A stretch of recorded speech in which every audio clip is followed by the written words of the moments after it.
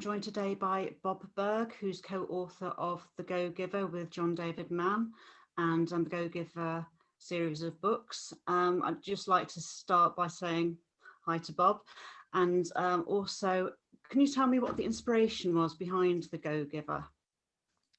Well, years before that, I had a book out called Endless Referrals, and the subtitle was Network Your Everyday Contacts into Sales. And it was basically a how-to guide on networking, on business networking, the cultivating of mutually beneficial give and take, or give and receive, win-win relationships. And it was written for people who are entrepreneurs and salespeople who they knew they had a great product or service. They were very proud of it. They knew it brought wonderful value to people's lives, but they may not have been comfortable with the idea of going out into their local communities and cultivating the kinds of relationships that would result in people wanting to do business with them directly and through referral.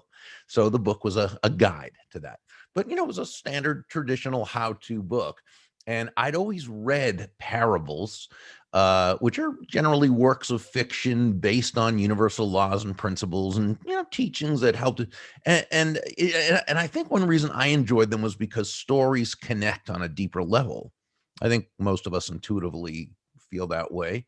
And whenever I'd read parables, I always felt a deeper connection with the author, with the characters, and with the message. And I thought, wouldn't it be great if we could take the basic premise of Endless Referrals, that all things being equal, people will do business with and refer business to those people they know, like, and trust, and put that into parable form. So in coming up with the name, it was just a matter of, asking the question, what is the basic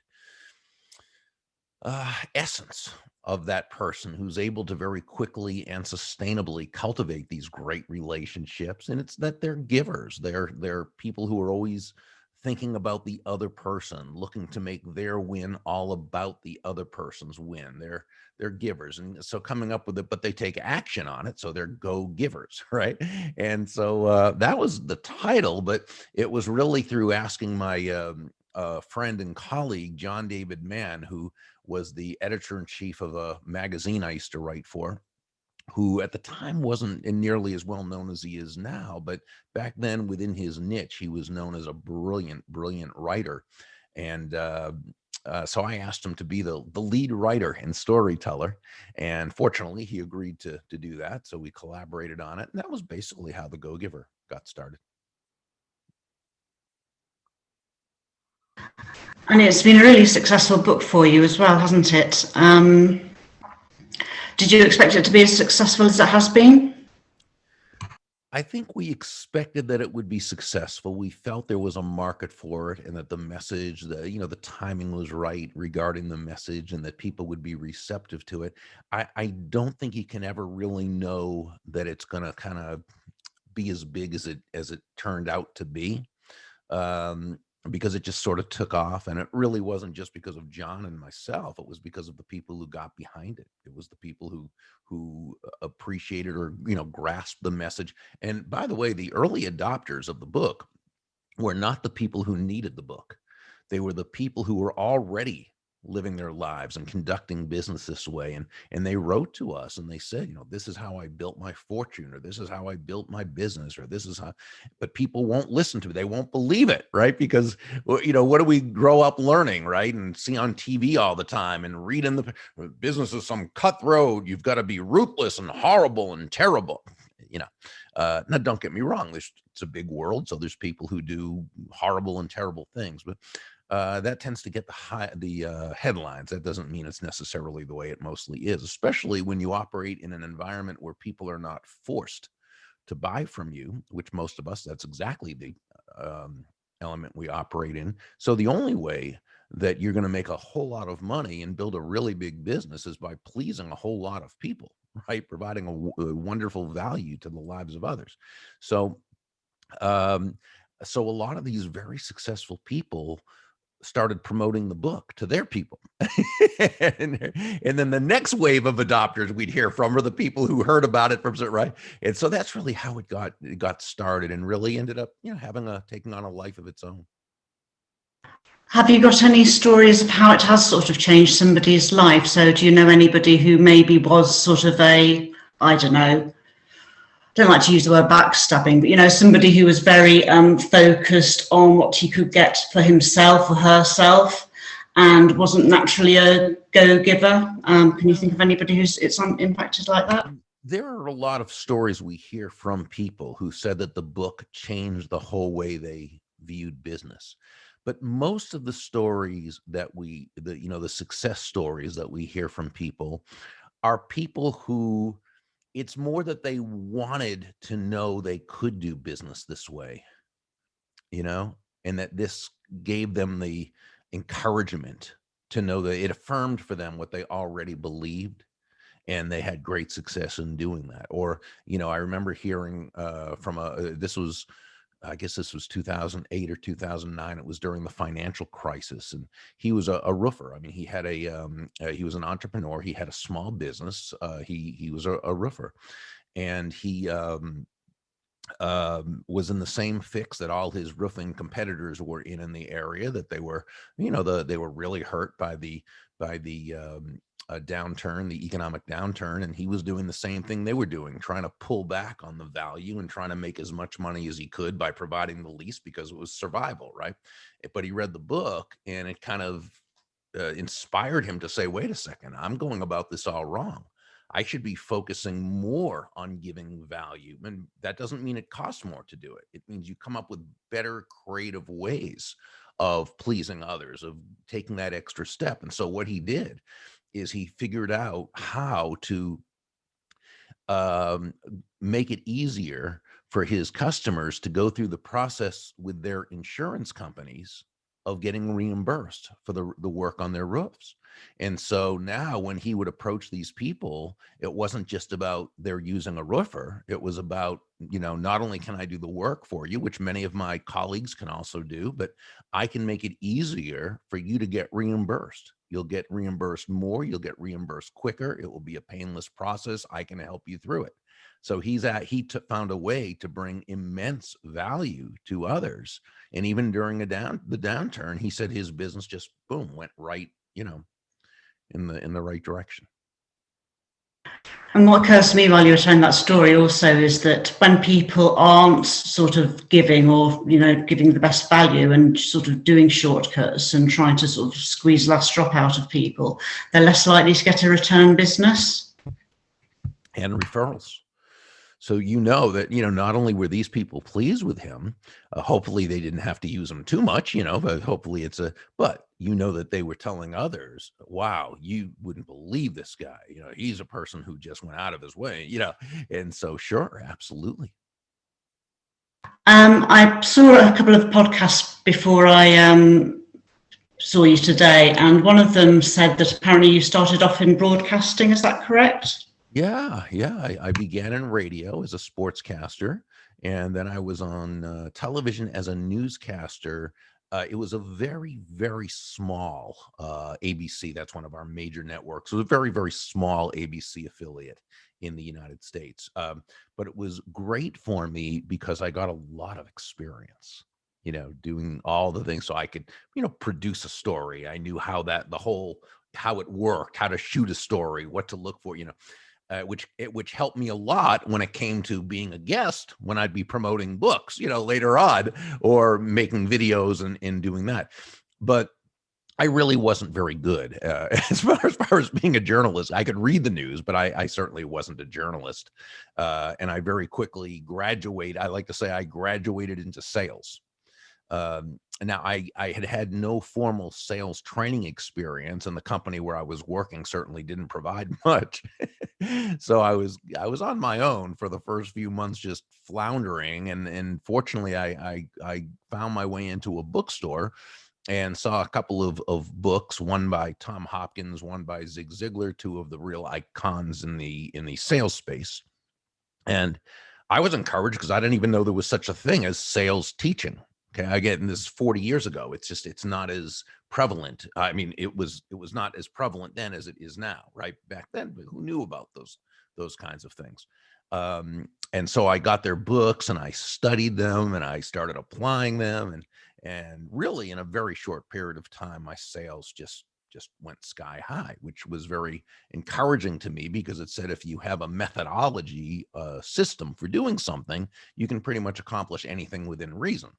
So from that point on, I really got kind of hooked on sales, and I loved it. And a big part of selling, of course, is personal development, because success is really an inside job, right? You grow on the inside, and then success manifests itself on the outside, right? So I started getting the books like How to Win Friends and Influence People by Carnegie, and Think and Grow Rich by Hill, and Greatest Salesman in the World by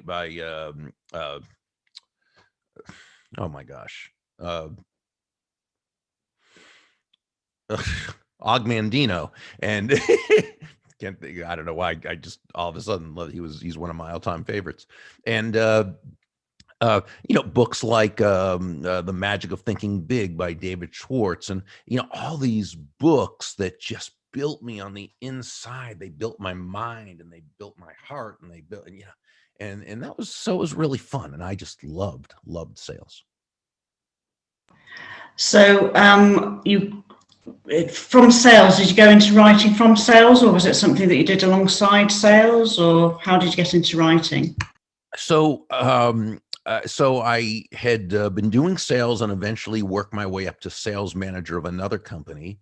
And people were starting to kind of ask me to teach their people what was working for me and so forth. And that kind of gave me the idea that maybe there was a business here, but I really didn't act upon that. But what happened is I went to a seminar one night, and the speakers were, selling this is how long ago it was, they were selling their cassette tape albums, right?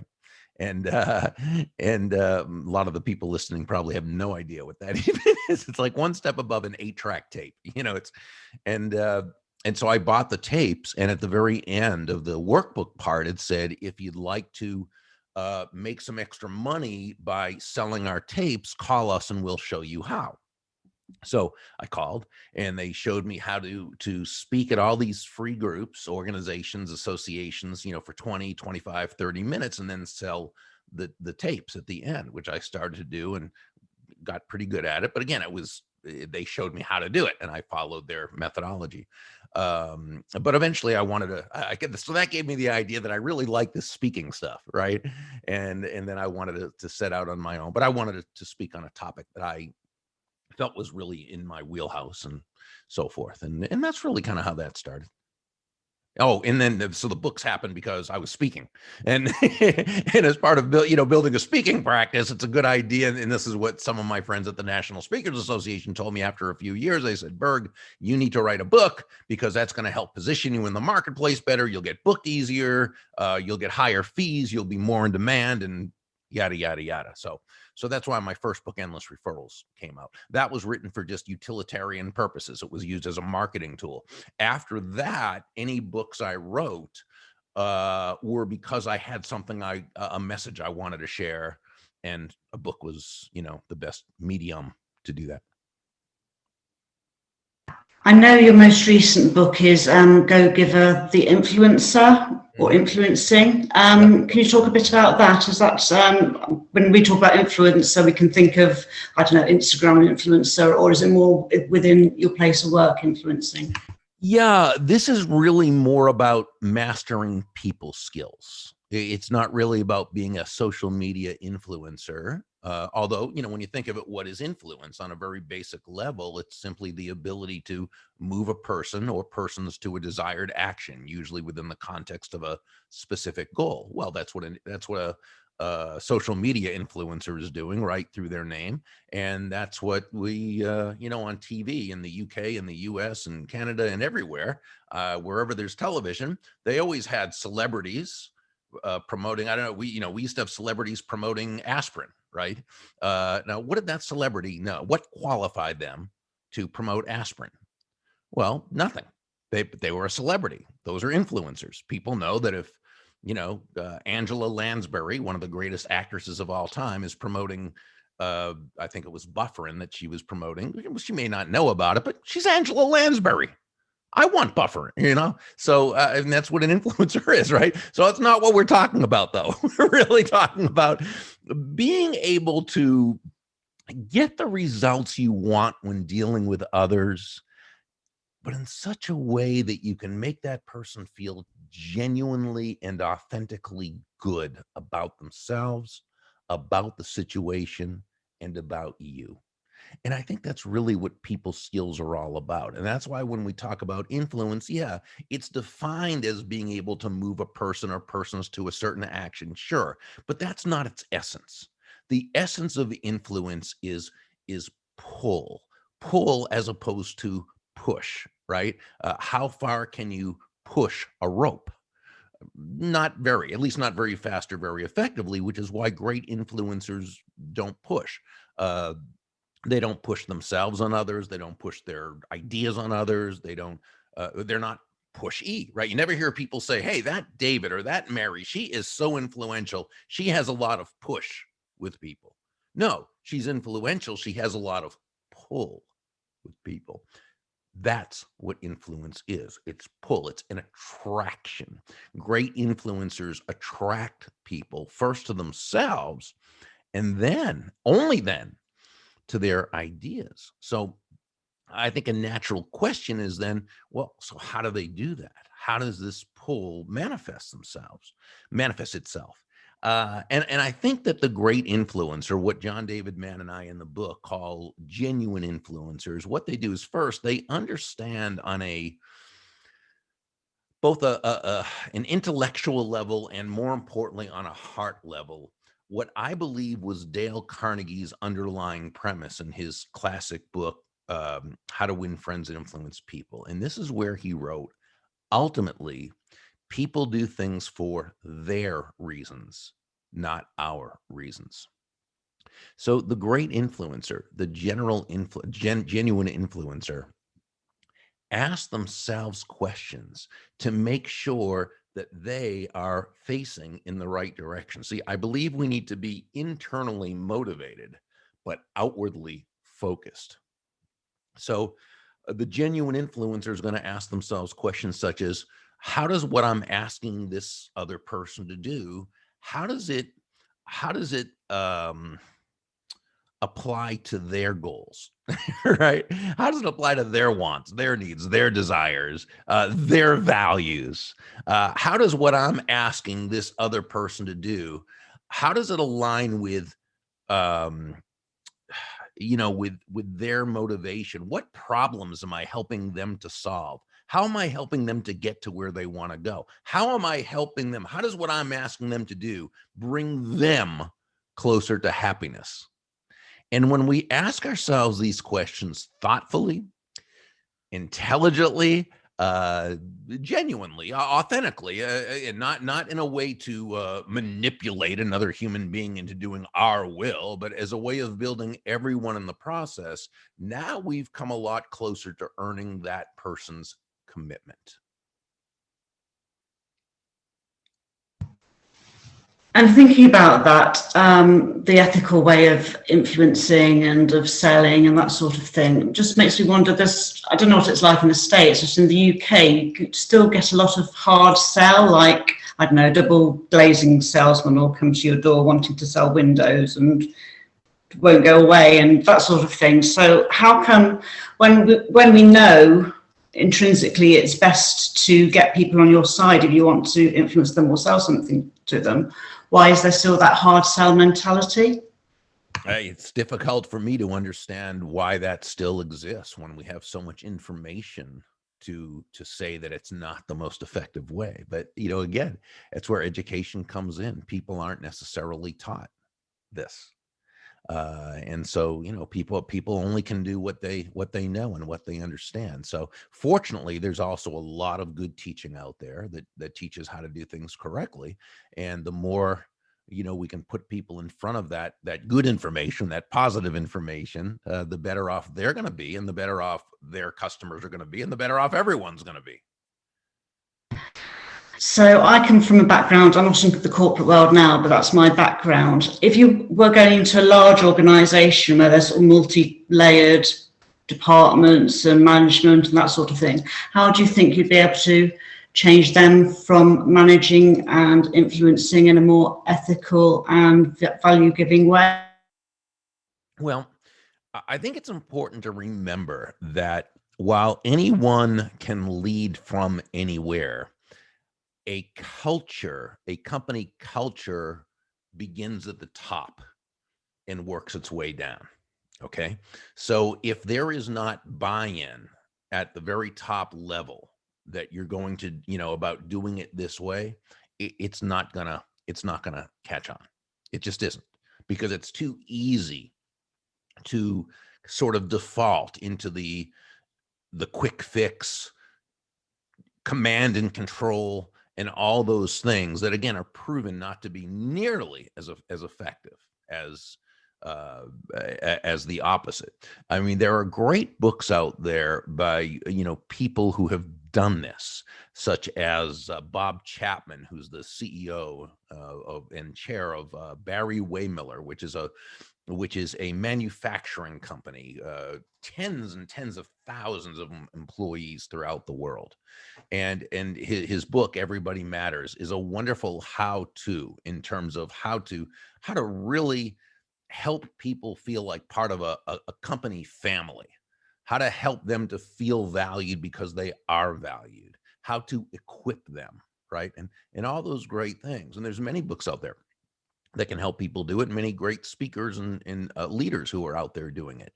But it has to be embraced at the top, or it just is not going to happen. So it's not an easy fix when you have a dysfunctional culture. But if someone is there who wants to have this happen, or someone's brought in who wants to have that happen, it absolutely can. And we see it often. That's great. We've got about 8 minutes left. Have Jodie or Kate got anything they'd like to ask Bob?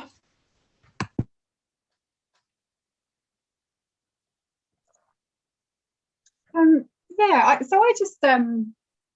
I've only just started reading the Go Giver, actually. So I've done kind of up to the first law. And when I started reading it, I was like, I love this book, and I love the call to action that you put in there as well. So not just kind of thinking it and kind of getting it, okay, there's that one, what's the next thing? But the fact that you then say, right, now you need to do it that day. Right, right. And that's where, so I said to my friend Jodie, he's on the call, but she can't put camera on right now. But I said, oh, let's do this together. So she got it as well, and we're doing it together, and then putting it into practice, and then we're going to move on to the second thing. Wonderful. Yeah, so to kind of follow that sort of premise. But I guess what I like about it as well is that I sort of left the corporate world about a year ago, because I wanted to get into working with children and young people and charity work, and it felt like quite a big it felt like making a choice between sort of the money, I suppose, side of the corporate world, and doing something that actually felt like was what I should be doing. And I guess what I quite like about this book is that actually it doesn't have to be a choice. Yes, exactly. Yeah, that you can Thank you. Quite successful in doing something that's more sort of heartfelt. You don't have to choose between right. the two. Right. Yeah, we call that choice the treacherous dichotomy, or the false dilemma, which either one can be defined as the unnecessary use of the word "or."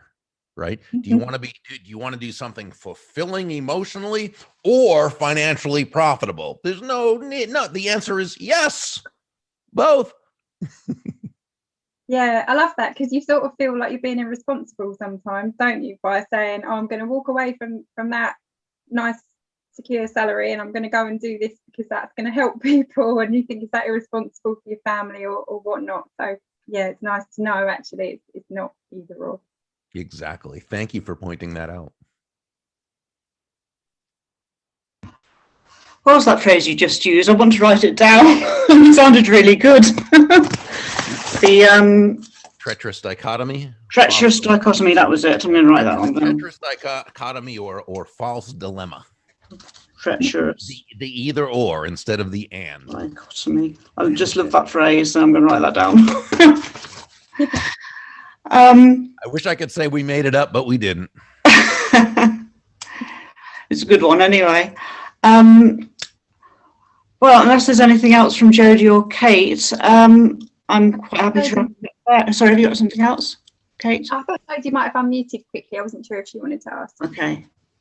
I was just going to say thank you. That was really interesting. I work for local government actually, so it's kind of I think a bit of that kind of middle ground of a little bit the corporate world, but also we're trying to do things for residents. So actually hearing you talk and hearing some of the examples that you've given tonight have really kind of made me think about how I can translate that into what we're trying to do in my role. So so not a question. But okay, it was really a wonderful statement, and I appreciate that very much. So thank you. Yes, and I'd just like to concur that it's a very inspirational book, the Go Giver series. And as I'm looking to become an entrepreneur, I noticed you've got a Go Giver entrepreneur book, so that's going to be my next purchase, I think. Go Givers Sell More. Was that what it was? Yes. But it's for entrepreneurs. Okay. Okay. Sure. Absolutely. Absolutely. Work my way through the series. Yeah. We also have a Go Giver Success Alliance membership / mentorship community, which is for entrepreneurs and salespeople, and we meet virtually. So at Burg, BURG.com, if you scroll down just a smidge, you'll see that, and you can click on it and see what it's about. But those are all entrepreneurs and salespeople. Great. And we all get together. Yeah. Okay, thank you for that. And thank you so much for your time, Bob, and it was lovely speaking to you. Oh, thank you both, or thank you all. I can't really see Jodie, of course, but I thank all three of you for hosting me, and it was a delightful time. Good. Thank you very much. Bye-bye. Right. Bye-bye. Thank you. Bye. Bye.